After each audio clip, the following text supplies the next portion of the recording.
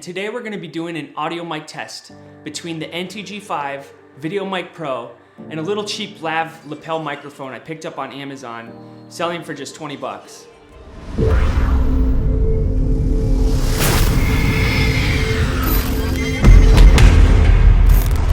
Anyone who has filmed interviews knows how scary it is to get home and to hear the quality of the audio not as clear as when you were on set. I used to use the Rode Videomic Pro as my main mic for interviews and YouTube videos, but recently purchased the NTG5 and I wanted to see how it compared to these cheaper mics and if it was actually worth the upgrade. I loved the Videomic Pro, but noticed a certain quality limitation on a lot of interviews I was doing, which is what led me to purchase the NTG5. I'm going to compare these three mics to better help you decide to upgrade to a more expensive option and which mic would best suit you in whatever stage you are in filmmaking. If you are new to our channel, I'm Joe, and this is my wife Veronica, and we make videos on all things filmmaking and editing, so please be sure to subscribe and like this video if you find it helpful. Now let's dive into the comparisons. So we ran a couple different tests in various locations to mirror common locations we've been in while conducting interviews, such as inside a house, outside, and a garage where there is a lot of reflective reverb. The takeaway is to see how each mic performs in these typical situations you might find yourself in while doing client work or making YouTube videos. For our first test, we recorded in an ideal location, which was inside a house where everything was controlled. We stationed the Rode Videomic Pro and the NTG5 overhead at about 24 inches away from the source, pointed at my chest. This gives us a pretty common scenario for recording interviews. We stationed the little $20 Lav on my chest by using blue tape. None of the audio in this test went through any post-processing, and we're gonna let you hear the samples first before we reveal which mic we were using. Out of these tests, we were really listening for the noise floor,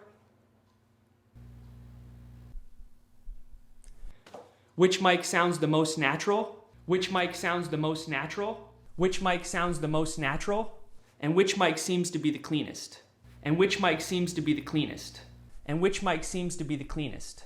Please be sure to cast your vote on which one you thought had the cleanest sound, or even if you noticed a big difference.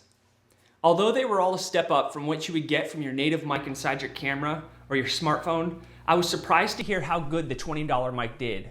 But you can clearly hear the quality difference from the $20 mic to the Videomic Pro.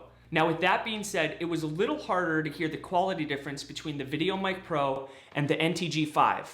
But the NTG5 did have a cleaner sound and less of a noise floor. For the next test, we're gonna take it outside where there are a lot of uncontrollable noises like wind, birds, lawnmowers, planes flying over. And just remember, when you go from inside to outside, your noise floor automatically comes up about 10 to 15 decibels. This is a pretty common scenario and why the optimal place to record is indoors, but sometimes it's just not an option. Please be sure to cast your vote on which one you thought had the cleanest sound, or even if you noticed a big difference. Please be sure to cast your vote on which one you thought had the cleanest sound, or even if you noticed a big difference.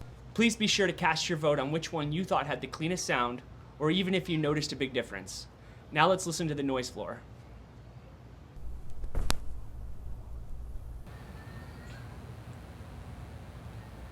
Please be sure to cast your vote on which one you thought had the cleanest sound.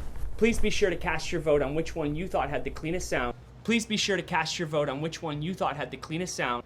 Now let's listen to the noise floor.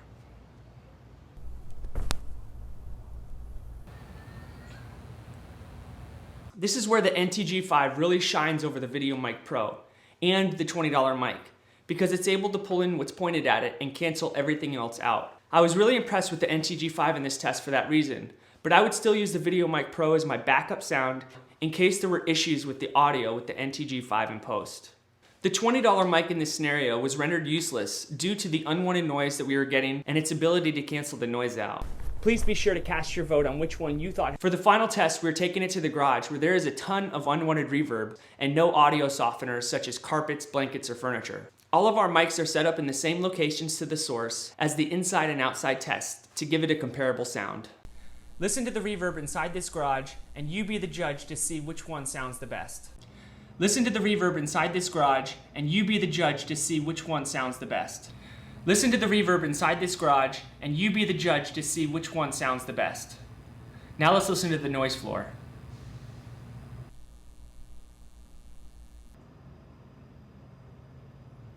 Listen to the reverb inside this garage, and you be the judge to see which one sounds the best. Listen to the reverb inside this garage, and you be the judge to see which one sounds the best. Listen to the reverb inside this garage, and you be the judge to see which one sounds the best. Now let's listen to the noise floor.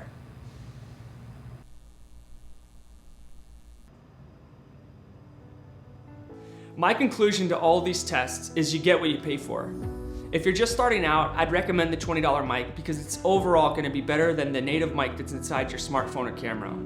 If you've been doing it for a while and you want to take it up a notch, then go with the Videomic Pro. Even if you purchase the Videomic Pro, you can always use it in the future as a backup mic when you upgrade to a higher microphone like the NTG5. We used the Videomic Pro when we started out, and it acts as a great shotgun mic or backup, but it does have quality limitations. The NTG5 really is worth the money if it's in your budget and you want to take your interviews to the next level. Just remember that the NTG5 requires 48-volt phantom power, meaning you have to get a preamp that supplies power to it. This sometimes is an extra step that's just too much of a hassle in a run and gun situation, but you do get better quality audio out of it, so it really just depends on how far you want to take it.